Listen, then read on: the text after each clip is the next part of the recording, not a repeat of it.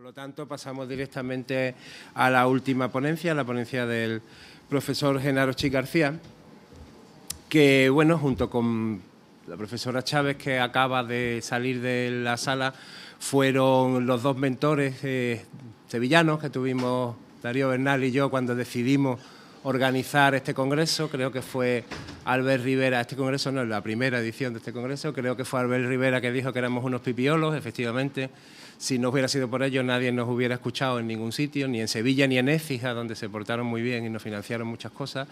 Y bueno, habría que agradecerles a ellos el éxito de aquel congreso y también la paternidad de la idea de la serie Esbaética Ánfora, junto a los profesores Manuel Vendala Galán, que no ha podido venir, que también estuvo interesado y promocionando el proyecto y que por problemas de espalda no ha podido estar presente con nosotros, y el profesor Ángel Fuentes, que también desde la Autónoma estuvo patrocinando nuestra actuación en aquel momento, y no queríamos concluir este congreso sin agradecerle a los cuatro públicamente aquel primer impulso.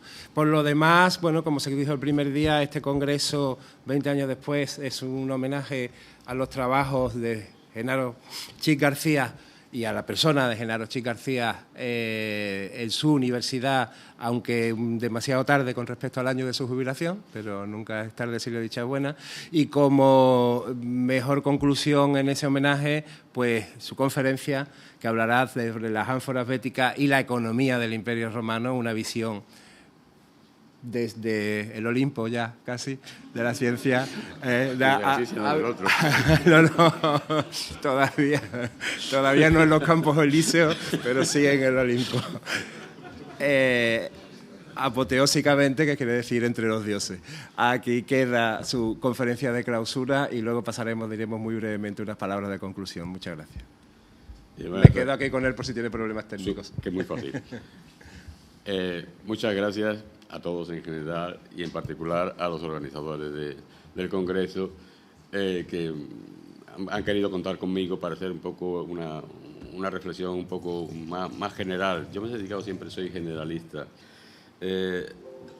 Vamos a ver si esto funciona. ¿Aquí? No.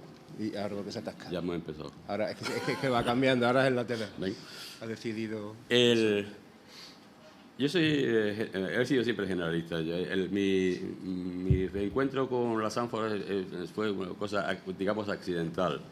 Ni yo sé nada de ánforas, ni nada de epigrafía tampoco. Lo cierto es, yo me he dedicado siempre a intentar buscar el porqué no solo de hechos concretos, sino de por qué cambian las mentalidades. Es lo que me interesa. Y he procurado hacerlo de forma muy general. O sea, por supuesto, no puedo hacerlo general si no hay lo particular primero trabajado, porque si no volvemos a hacer lo mismo general de siempre. Y claro, ese siempre tiene que estar cambiando. Eso si no puede ser. Tiene uno que estar equivocándose para poder rectificar. Y entonces, un poco la síntesis de mi trabajo está en este libro que me encargó la editorial ACAL, El comercio del Mediterráneo en la antigüedad, en el que yo hago una exposición primero de mis planteamientos teóricos, de la manera como yo entiendo el tema. Yo soy originalmente soy filólogo, mis planteamientos son muchas veces más lingüísticos que historiadores, por lo menos en los esquemas de desarrollo del conocimiento. Y le estaba diciendo que aquí me hice un planteamiento que me obligó, tampoco fue un placer hacerlo, porque yo fui discípulo del profesor Precedo, y él en esta universidad, pues él era egiptólogo, fundamentalmente egiptólogo, y entonces pues aquí en esta universidad se le daba importancia a los estudios de Egipto. Tenemos un egiptólogo trabajando ahora mismo allí, muy importante, el catedrático José Miguel Serrano, está trabajando en Tebas, alguna alumna como Miriam Seco, y luego personas que se han dedicado al Próximo Oriente, como Maricruz Marín, y había una cierta tradición, y a mí me gustaba aquello mucho, porque del Oriente viene la luz, ¿no?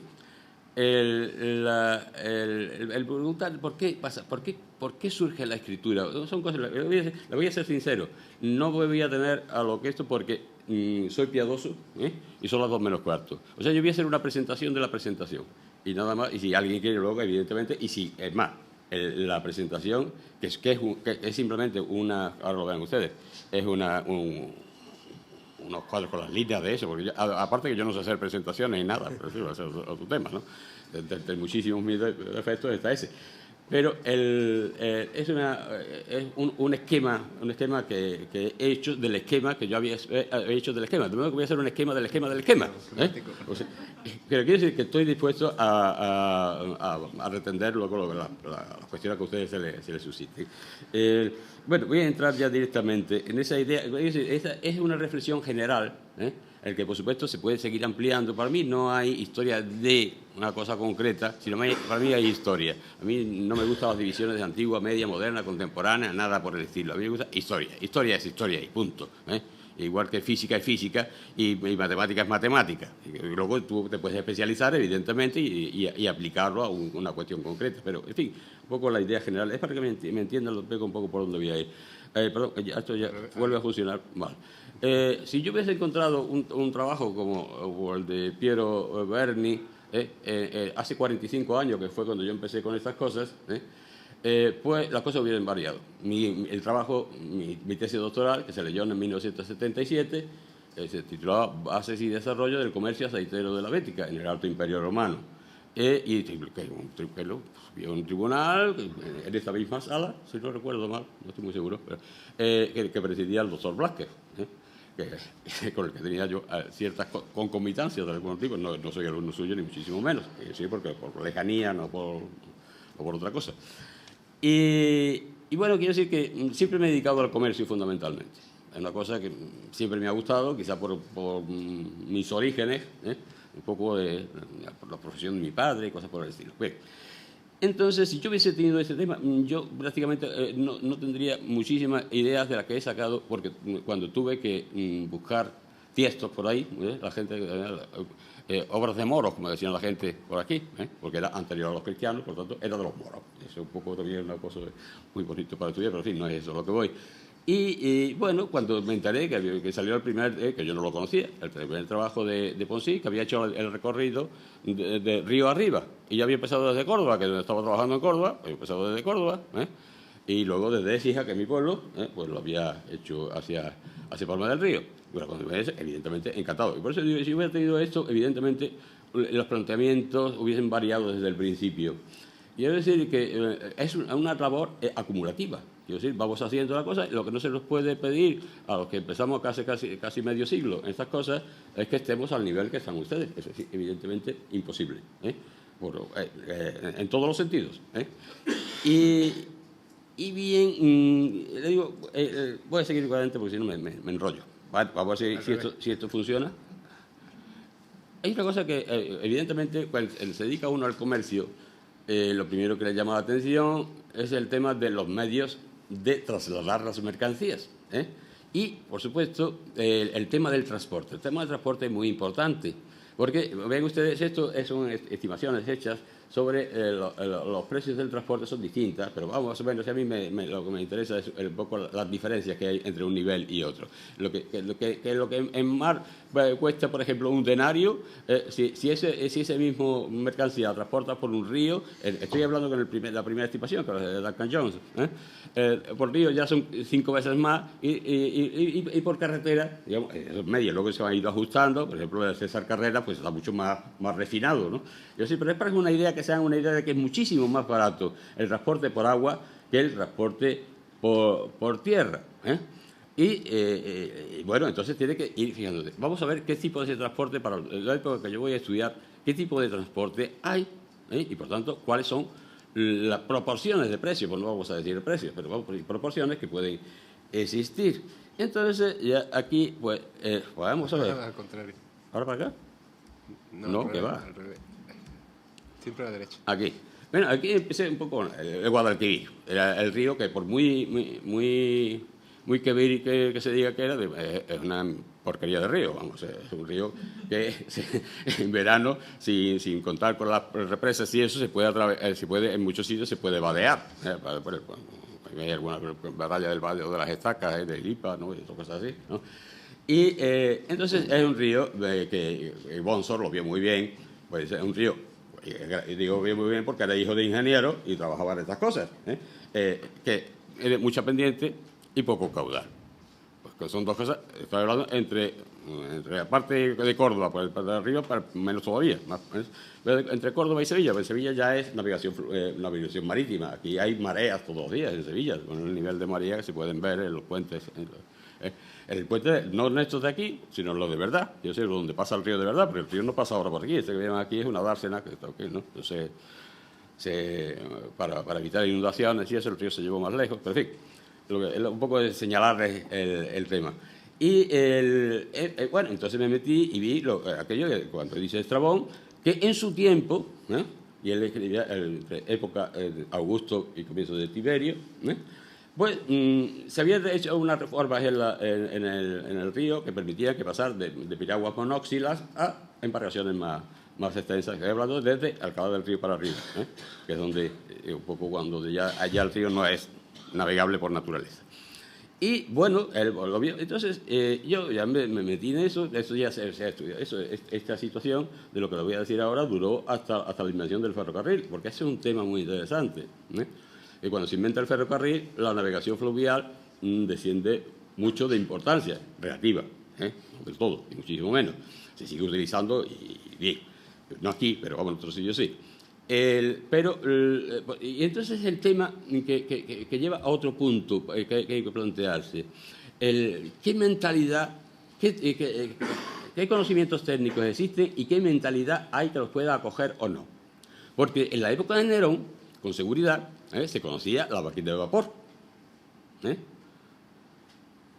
Sin embargo, no se aplica para... Bueno, se conocía desde antes.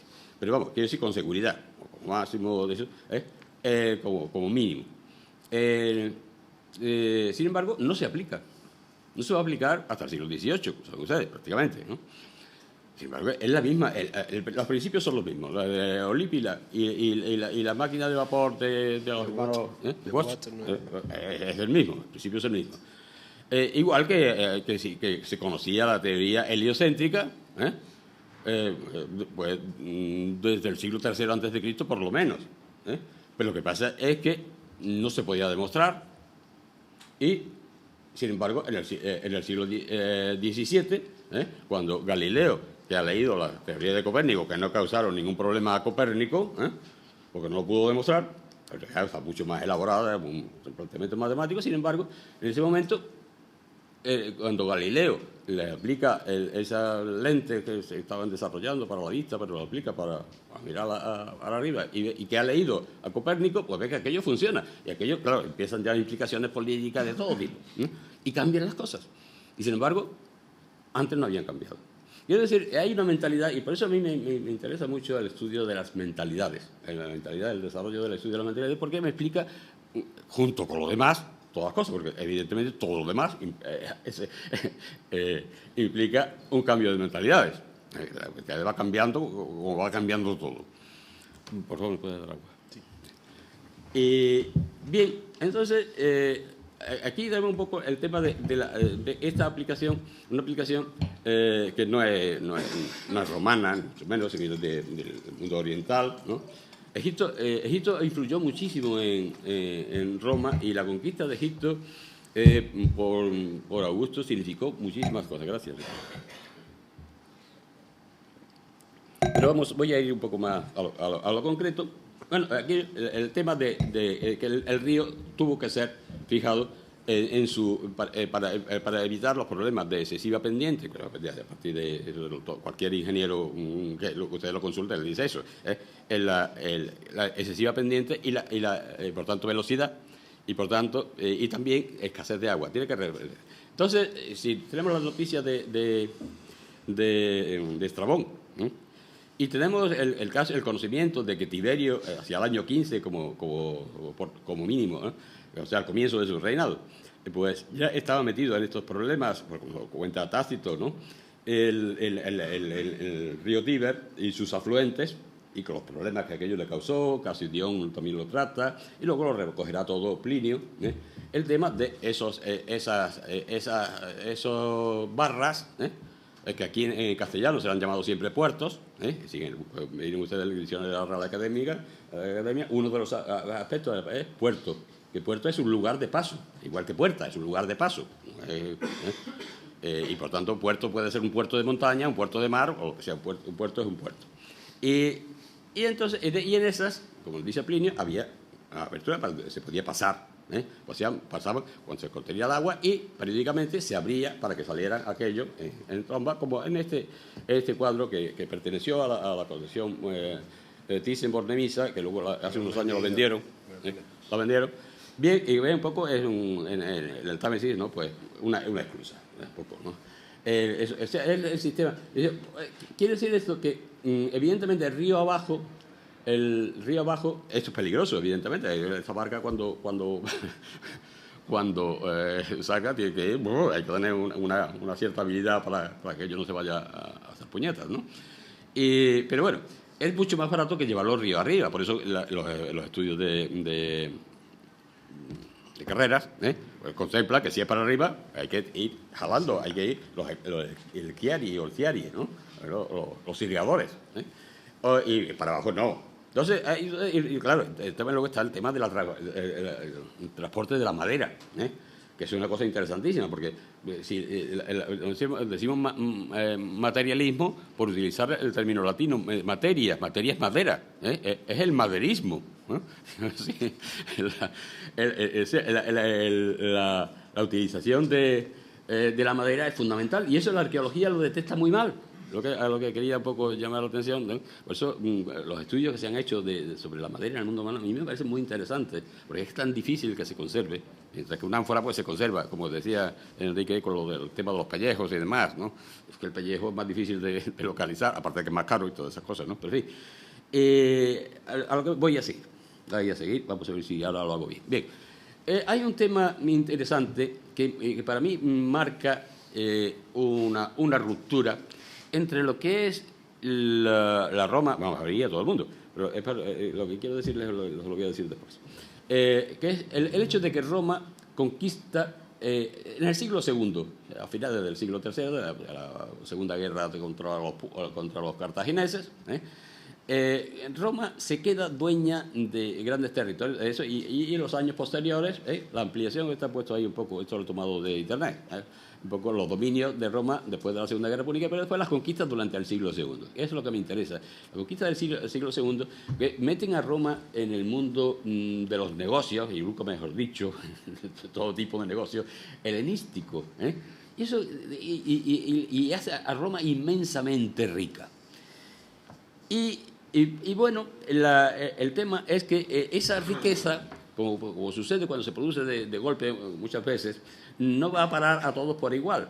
El ejército romano es un ejército ciudadano en el que el soldado se lo tiene que pagar, su equipo y todas esas cosas, y por lo tanto tiene que tener una cierta capacidad económica. No tiene que ser un hombre libre y con cierta capacidad económica. En los que simplemente son el proletariado no entra, ¿no? Pero esa gente que son campesinos son los que se matan, en la lucha, ¿no? Se matan en el sentido físico de la palabra, ¿no? Y sin embargo, a la hora de repartir el botín, los jefes, los que distinguen, las nobilitas, pues ya no lo reciben de la misma, o sea, lo reciben de una forma que quien parte y reparte, se suele decir, se lleva la mejor parte. Hay un distanciamiento que va provocando una separación entre los ricos, que son cada vez más ricos, y los pobres, que son cada vez más pobres. Y con estas clases intermedias que se van pegando cada vez más a la parte pobre. Entonces, es un poco como lo que vemos en la Revolución del siglo VI, con la Revolución de Solón. Es un poco el símil, que decía, es el mismo tipo de socioeconómico en el que está el trasfondo. Entonces, ante eso, pues, vamos a ver si hago bien, empieza a hablarse de la ratio popularis. ¿Qué hay de lo nuestro? Las cuentas del pueblo. La cuenta del pueblo. Ratio, de donde viene la razón. Saben ustedes que razón y cuenta es lo mismo. Pues la razón del pueblo. Y he utilizado una frase de Friedman, ¿no? que no es mi economista preferido, ni mi preferido es Polanyi, se lo digo ya de entrada por si alguien quiere saber un poco por dónde voy. Y ¿qué es? Pero que la frase es básica. Cuando se reduce el crecimiento económico de la masa, acrece el populismo supremacista. Vamos a ver si lo hago bien alguna vez.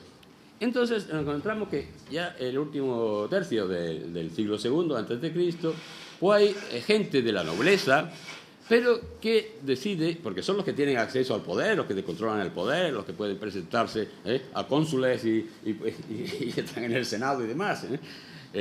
Hay una parte que está reservada a eso, luego hay una parte que es otra parte que son ricos también, pero no son nobles, que sería lo que llama la clase de los caballeros, la clase ecuestre, equites.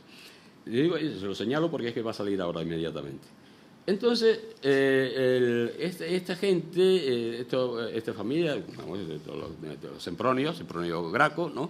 Son gente adinerada, importante, pertenece a la nobleza, pero deciden ponerse al frente del pueblo para sacarlo de esa tensión fuerte que ha provocado el esclavismo, que decían así, como los inmigrantes obligatorios, pero que están hundiendo el trabajo de las clases trabajadoras que había. Entonces, el trigo que está entrando a Manta, ¿no? de la colonia, por sobre todo de Sicilia, Bueno, toma el tema de las berrinas, que lo conocemos por Cicerón, una cosa muy interesante, pero por otro lado, porque cuando el trigo se pone a la venta, cuando se decide repartirlo, vamos a verlo ahora, en un momentito, se decide repartir, Roma no tiene estructura administrativa para repartirlo, y eso es muy importante. Le digo, es muy importante porque esa situación de fondo va a durar hasta el siglo III, hasta el siglo III después de Cristo, ¿se entiende? Es decir, que Roma va a tener siempre que recurrir a los privados.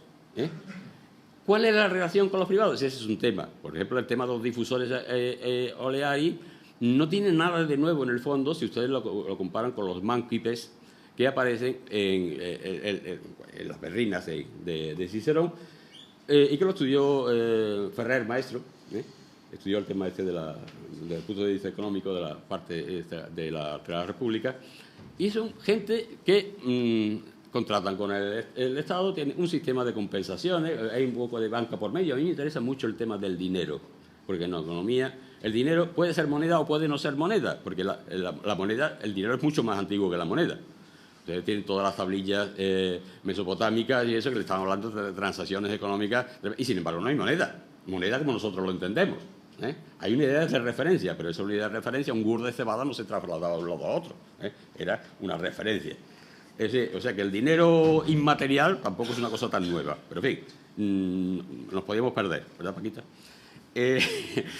Y entonces, a lo que yo quiero decir es que no hay nada tan nuevo, es simplemente una evolución de lo que aquí se ha hablado, es que las cosas van evolucionando, y el Estado romano va a ir desarrollando unas estructuras que le exige digamos, la tendencia que se ha iniciado, que es una tendencia populista. Una tendencia populista, los populares, que llaman los populares, ¿no? Frente a el otro. Sí, pero sí, ¿cómo se dice? Otra. Es que se me va los senatoriales. Bueno, pero no en los senatoriales, vale, perdón. Optimates, perdón, gracias. Los súper buenos, los optimates.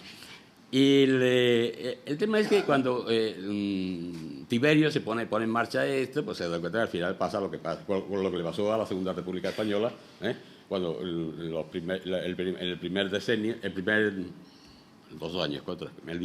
bienio, pues hicieron una reforma agrícola, que era el problema de España, que era un problema, que era una sociedad agrícola, y que no se vio tan afectada como otras, como por la crisis del 29, pero se vio afectada. Está claro, la monarquía se va a hacer puñetas, entre otras cosas, vamos, porque había apostado por el fascismo. Pero que hay por la crisis económica, que es lo que hace que en el mismo año 31 pues haya tantísimos disturbios y cosas así, que luego empiezan a distribuirlo por toda la parte de la República, también la propaganda política de un bando o de otro. Pero lo que quiero decir es que hay un problema político que viene derivado de un problema económico, que es un malo reparto de la propiedad de la tierra. Pues, por ejemplo, aquí las desamortizaciones del siglo XIX en Andalucía, pues crearon, le quitaron a la Iglesia la tierra, pero la Iglesia lo fusionaba muchas veces con colonos que ahora pasan a ser proletarios. Entonces, claro, una concentración, el señorito andaluz del siglo XIX, la creación del señorito andaluz. Bien, es que las cosas se van repitiendo, ¿no? Estoy hablando de sombras, lo que se van repitiendo, ¿no? Son las cosas, pues, todo cambia. Pero, en el fondo, es lo mismo. Y lo que quiero decir es que aquí, ¿cuáles son las propuestas de los Gracos? Primero, la distribución de tierras, que es lo que se pide, repartir la tierra. Aquí, cuando en Andalucía, en el andalucismo, a repartir la tierra. Distribución de tierra a los soldados licenciados.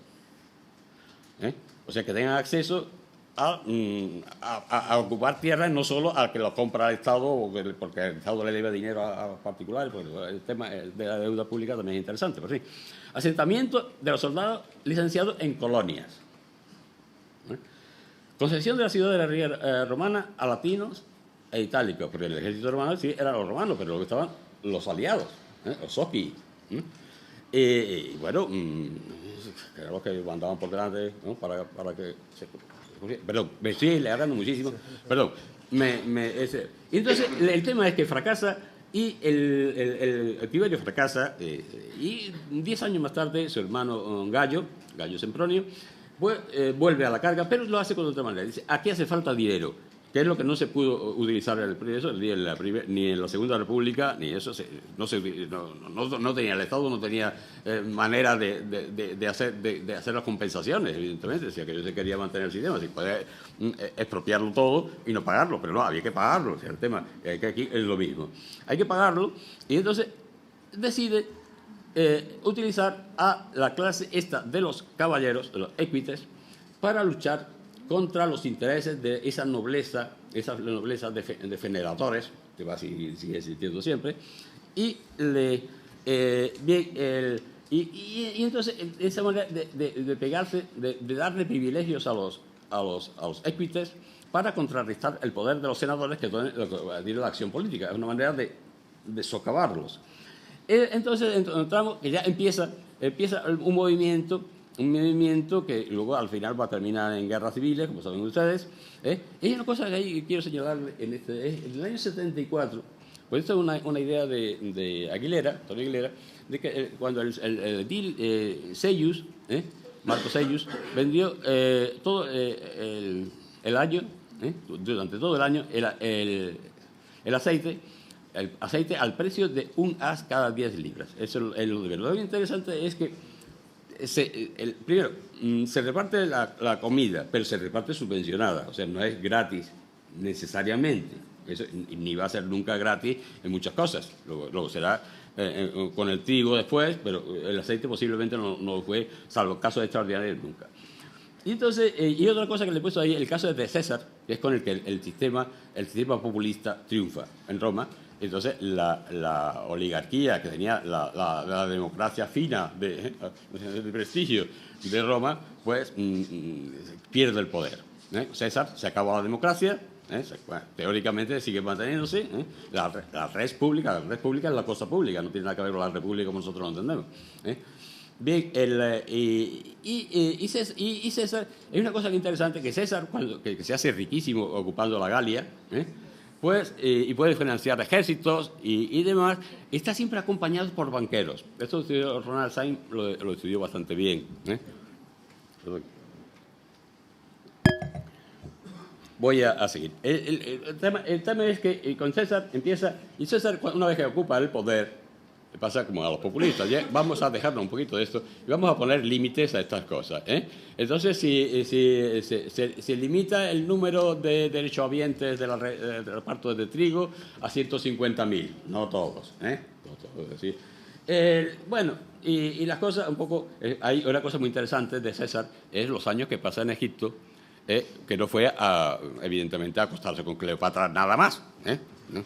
Por supuesto, fue aprender Estado. aprender Estado, porque un Estado que lleva 1000 años funcionando. Estado como Estado integrado, no Roma que estaba empezando ahora. ¿Qué es lo que me interesa aquí? Roma es un proceso en el que está pasando de ciudad-estado a Estado constituido a la manera tradicional antigua, como podía ser, no sé, el mundo egipcio, me saldrá la palabra, asirio, yo qué sé, cualquiera que ustedes pongan por delante. Eso es una integración y un periodo de eso muy interesante. Vamos a ver, yo me lío con esto. Yo me he basado para estudiar todas estas cosas en los datos que me han proporcionado los arqueólogos. Evidentemente, todo está sujeto a revisión y, por supuesto, mis ideas están siempre sujetas a revisión. Yo tengo como norma que mis ideas tienen una duración garantizada de un cuarto de hora. Y nada más, y además, quien me conoce sabe que es cierto. No tengo problema ninguno para cambiar todas las cosas, ¿no? Bien, lo que es el tema de los precios que estudió Parker, ¿no? Él hace un análisis, muy poco análisis, pero yo de ese análisis he tomado este gráfico que él puso. Fíjense ustedes el movimiento de los precios, porque claro, evidentemente los precios que se conocían, antes comentaba con Enrique, es que se conoce mucho más del Mediterráneo occidental, me ha dicho el Mediterráneo oriental, no porque el Mediterráneo oriental hubiera menos, sino simplemente porque hay menos turistas y menos arqueología submarina y muchas cosas de estas.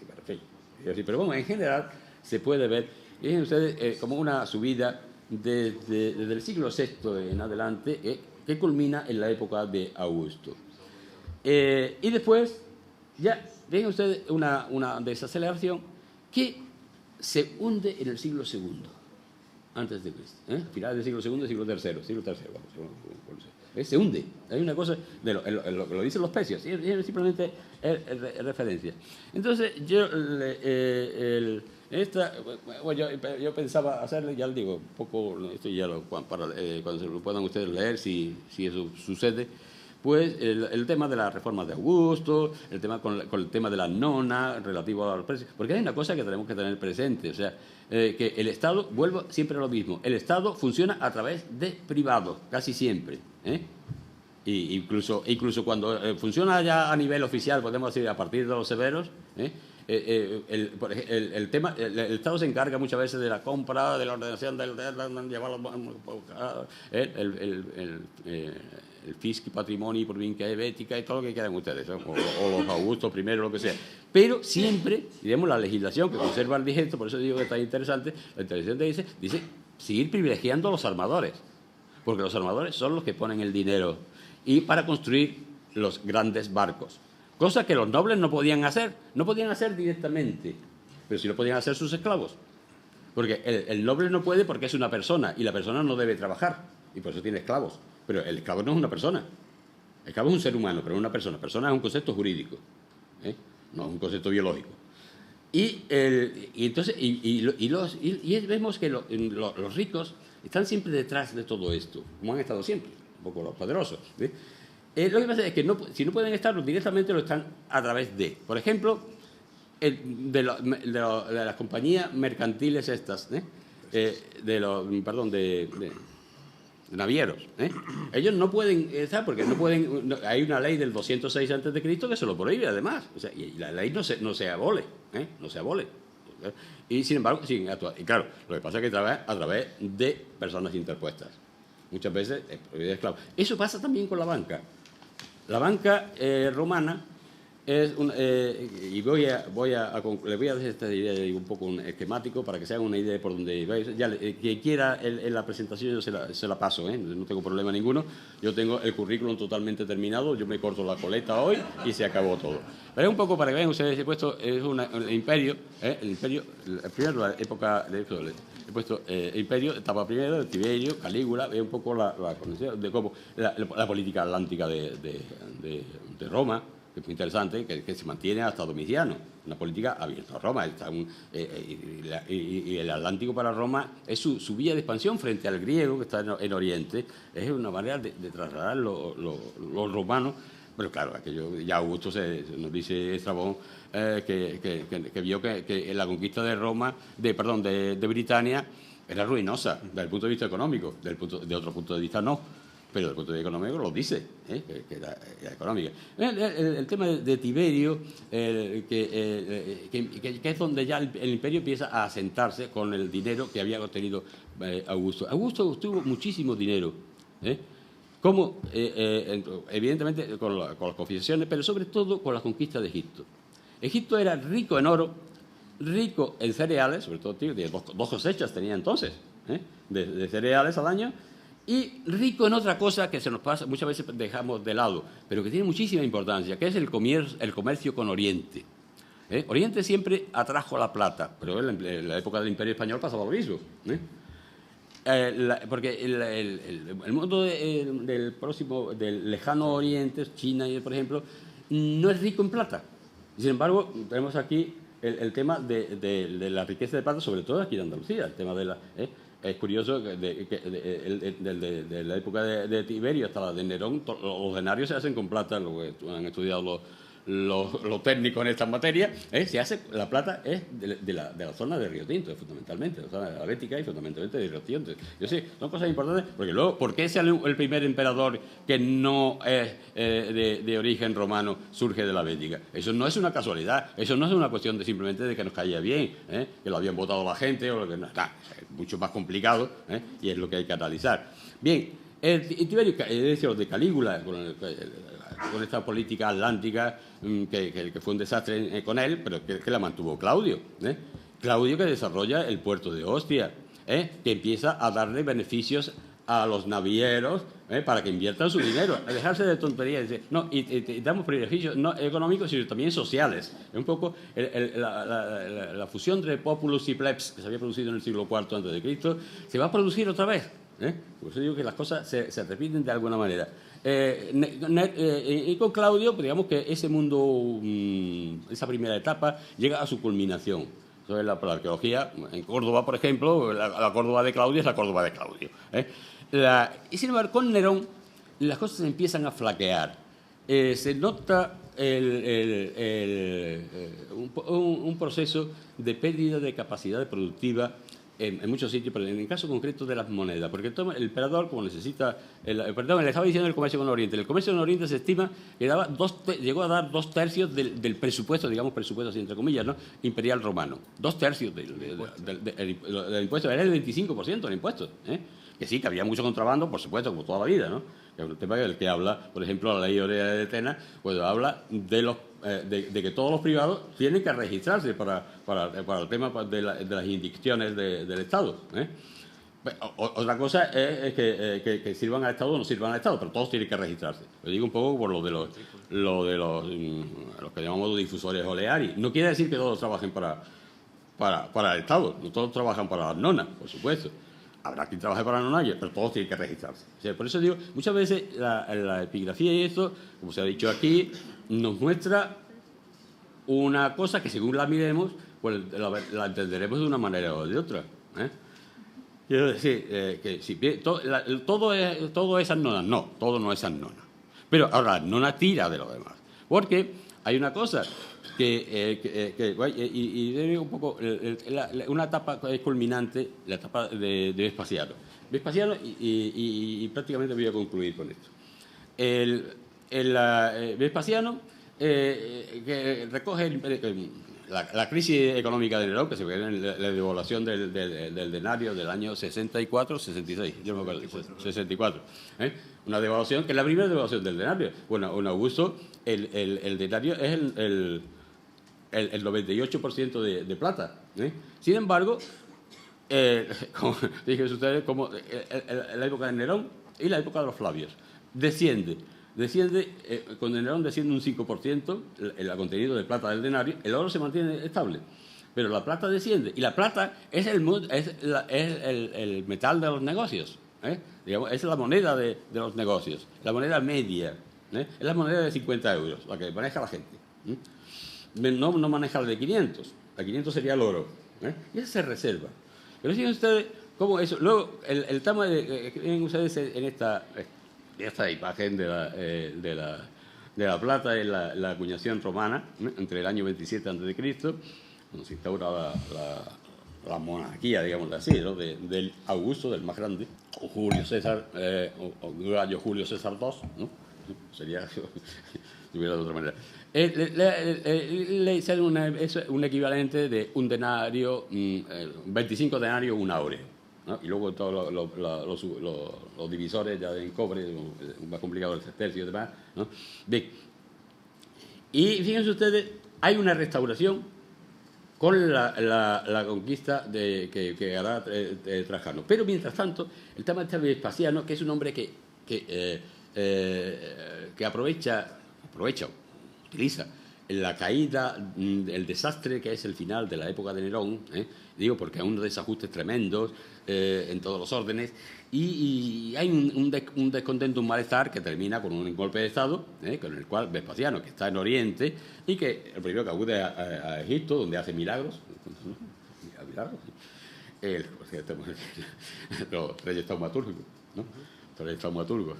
Bien, empieza a poner orden, y para poner orden dice, vamos a ver, todos estos contratos privados que se hacían para comprar las mercancías, para repartirlas, por ejemplo, el Estado, que lo hacía sin un aparato administrativo, por tanto, aquello hay que entender un poco el tema de los múneras, las obligaciones de servir al Estado. Yo decir, porque es que no hay administradores, no hay administradores públicos, no hay funcionarios suficientes. Empezarán a surgir las procuratelas y eso, pero sobre todo empezarán a surgir a partir de Flavio, Tito Flavio Vespasiano, que empieza a poner orden. Y uno de esos órdenes, yo lo he visto claro con la publicación de hace un par de años del mercado del crédito en el mundo romano de Luxel. Es un libro que a mí me ha abierto muchísimo los ojos de algo que sospechaba, pero que desde luego no tenía ni puñetera idea. Que él hace un estudio basado en los papiros egipcios, que hay miles y miles en época romana, muchos miles. Un estudio pormenorizado por etapas que va desde el año 30 hasta el año 270, y divide en 3 etapas, que son las mismas etapas que yo consideraba en otra parte, que había llegado un poco con el tema de los rótulos de las ánforas y después eso así. Pero bueno, un poco complicado, ya les digo que no puedo extenderme y voy a terminar.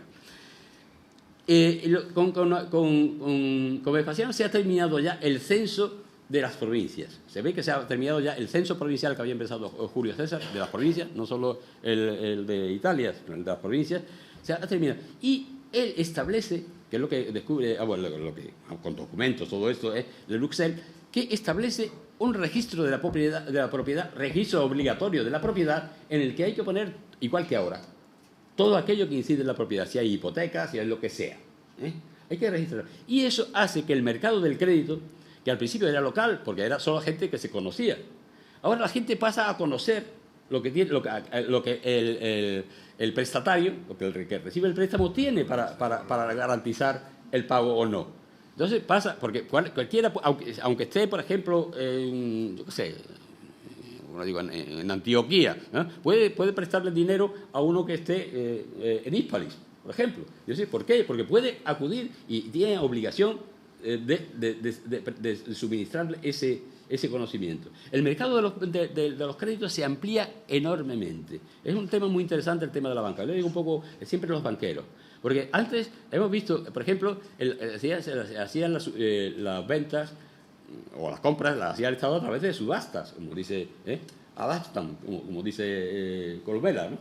En la época de Nerón, que son los documentos de Pompeya, y de Pompeya, tanto de Jucundus, que es pompeyano, como del los Sulpici, que son puteolanos, pero claro, que también aparecen en el Herculano, en la zona del Herculano, cuando se... Pero son de la época de Nerón, la documentación es de la época de Nerón, no pasan de ahí, no hay ningún documento ya después de la época Flavia. Quiero decir con esto que entonces se conocía poco. Entonces, al meter los papiros y después de seriarlos, y entonces ver cómo ha evolucionado el crédito. A evolucionar el crédito, hay muchas medidas, cambia todo, es un mundo distinto. Pero aparece el Estado, decide hacer economía de alguna manera y dice, ve usted, esto me estaba costando mucho el tema de la subasta, porque en la subasta aparecen los banqueros, que adelantan el dinero y luego reciben un premio por estas cosas así. Bueno, es una dinámica que no vamos a entrar, ni muchísimo menos. Y el banquero sigue estando detrás, pero claro, está de una manera distinta, que es lo que aparece en esto. Entonces los créditos se multiplican enormemente y favorecen mucho el mundo de los negocios en torno de cosas que, por ejemplo, el Estado empieza seguramente ahora, por lo que sabemos, por Frontino y después por Plinio el Joven, empiezan las indicciones. Las indicciones habían existido siempre, quiero decir, indicciones obligatorias, perpetuas, compensadas. Muy posiblemente, que es lo que veamos en la ley adrianea de Atenas, relativa al aceite, esa inscripción, que hay que entregar, en Atenas es 1/3 de la producción, hay que entregarla al Estado.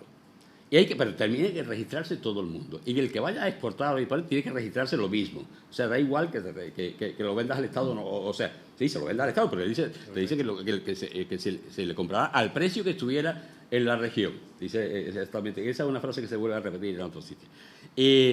El tema es que se crea una dinámica de asegurar la compra a esto. Y entonces se ven ustedes que un poco, yo creo que tiene su reflejo, ustedes me lo dirán, en cómo se multiplican las alfarerías en la orilla del Guadalquivir, por ejemplo, de materiales que están, digamos, intervenidos. Sin embargo, los que no están intervenidos, como es las salazones y demás de eso, que eso es porque los rótulos pintados, muchas veces lo que nos denotan más que nada es la intervención fiscal, más que otra cosa.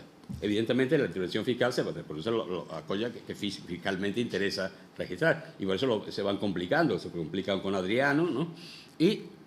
Pero empiezan ya con... El primer de eso que tenemos datado, y esto que yo conozca, es del año 71, me parece que es, ¿no? De un precio que no me acuerdo ni de memoria, ando fatal, como sabe usted, aparte de eso. Pero se ve que hay posiblemente los difusores oleari al servicio de la nona aparezcan posiblemente, yo creo que posiblemente, todo eso son supositorios, cosas que se suponen, ¿no? En la época Flavia, igual que aparece la extensión de la ciudadanía latina, que tiene un trasfondo económico importantísimo, la administración, bueno, en fin, muchísimas cosas. Las minas pueden pasar a estar regidas por procuradores, que antes eran simplemente por libertos imperiales. Hay muchos cambios. Entonces, hay una dinámica, eso que se va acentuando, y, sin embargo, el Estado no levanta cabeza. Hay que recurrir a lo de siempre, a la expansión exterior, al saqueo. Domiciano lo intenta, fracasa en Rumanía, en la Dacia, fracasa, y Trajano, golpe de Estado, Nerva, utilizando la figura de Nerva por él, de Trajano del primer momento, ese sí que es un gran militar, fundamentalmente fue un gran militar, pues conquista la Dacia, pero después se va a conquistar Arabia y Mesopotamia, la ruta de la seda, podríamos decir, ¿no? Por terminar. O sea, el dinero. China, por otra parte, estaba haciendo lo mismo, estaba intentando expandirse hacia Roma, hacia la Gran China, como llamaban los textos chinos. Y hay pero ¿saben ustedes que Trajano conquista Mesopotamia, la conquista de Arabia, que es la península de Sinaí, se mantiene? Pero en Mesopotamia aquello se viene abajo por problemas internos, el tema de los judíos. Vale. El tema es que Adriano intenta poner un poco de orden, volvemos otra vez a retorcer la intervención del Estado, mayores beneficios no solo ya a los armadores, sino a los comerciantes que sirvan al Estado, con beneficios fiscales, al principio eran con 6 años, luego con Marco Aurelio llegarán a ser perpetuos. Es retorcer siempre eso para ir sacando a los que tienen dinero para que lo pongan a servicio del Estado. Y claro, evidentemente no es ninguna casualidad que eso vaya acompañado con ese descenso del valor de la moneda. Sí, ya sé que se pierde, pero yo le pierdo, al que me dé la dirección, yo le mando todo esto. Vamos, quiero decir, todo esto puede seguir. Eso es, ven ustedes, los rótulos, toda esta cosa, quiero decir que está Un poco esto aquí es una cosa que se ha tratado aquí, es el tema de las relaciones que puedan establecerse dentro de las ánforas, porque se repiten a veces el tapón de ánfora, otras veces con el productor, como digamos productor, un poco, ¿no? El dueño del aceite. Hay mucha eso que está estudiado ya. Bien, un poco la decadencia de Antonino Pío. Bueno, fíjense ustedes cómo hay un hueco ahí, que esto es de Ciliares, ¿no? De cómo a partir de Adriano no hay renovación de las vías en la Bética.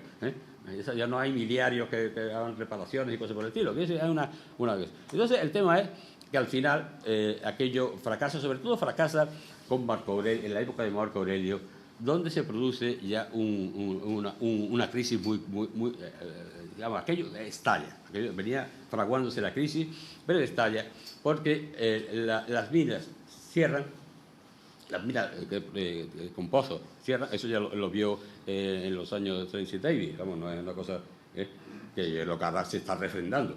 Cierran las minas productoras de plata, que son los pozos. ¿Y por qué cierran? Porque no hay máquina de extraer el agua a esa profundidad. El Estado no puede eso porque se ve en una guerra en todas las fronteras. Tiene el dinero que hay va a donde tiene que ir, a defender la vida en la frontera. Y todo, la moneda se hunde, empieza el tema, cómo se hunde el comercio, hay la inestabilidad, empieza el bandidismo, la piratería, cómo pues tiene que establecer incluso las flotas a la manera española de las flotas de América, protegidas ya por el Estado. En fin, es una situación en la que se sale con el golpe de Estado, primero de uno, después de otro, al final de Septimio Severo, el año de los 5 emperadores, ¿no? Y entonces ya es una estatalización. ¿Por cómo? A través de una privatización enorme de propiedad, digamos una desamortización civil, digamos, o militar, si queremos saber, ¿no? Y que es un recurso de siempre se hizo, que Constantino haría en el siglo IV cuando hace la desamortización religiosa, ¿no? Pero en fin, que eso lo estudió Enrique. A Enrique yo le doy muchísimas cosas, un poco en serio.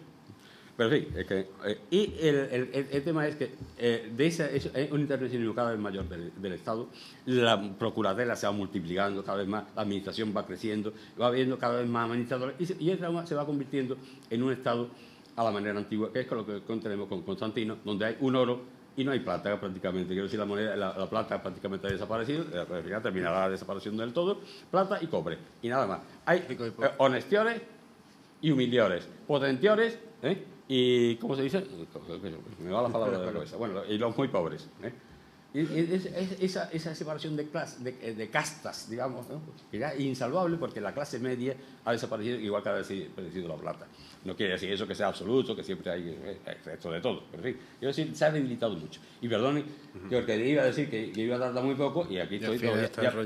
Me acabo. Quien tenga interés en esto, poco para que vean ustedes, esto la contratación a través de los estudios de los hielos que hicieron los australianos, ¿no? En los años 90, ¿no? En los hielos del Ártico, en el estudio del clima y demás. Miren ustedes un poco de la derecha hacia la izquierda, ¿no? Y un poco agotamiento de las minas de plomo romanas. El primer plomo es la que se va asociada a la plata. Es un poco pero vamos, aquí lo tienen ustedes en otro gráfico, más antiguo, es de Blanco, del año 66, de Blanco y Luzón, a través del estudio de la moneda, cómo la moneda en Río Tinto llega al máximo en la época de Adriano, pero después se hunde, eso desaparece. Entonces, hay...